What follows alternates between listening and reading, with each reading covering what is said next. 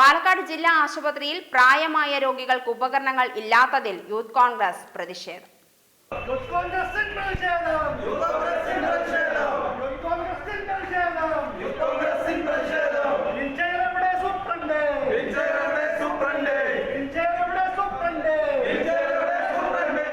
ജില്ലാശുപത്രിയിൽ wheelchair പൊട്ടി രോഗി നിലത്തുവീണ പരിക്കേറ്റിട്ടും അധികൃതർ ശ്രദ്ധിക്കുന്നില്ലെന്നും യൂത്ത് കോൺഗ്രസ് അധികൃതരുടെ നിരുത്തരവാദ സമീപനത്തിനെതിരെ ജില്ലാശുപത്രിയിലേക്ക് പ്രതിഷേധ മാർച്ചും സംഘടിപ്പിച്ചു. ആശുപത്രി സൂപ്രണ്ടന്റെ മുറിയുടെ മുന്നിൽ വെച്ചായിരുന്നു പ്രതിഷേധം.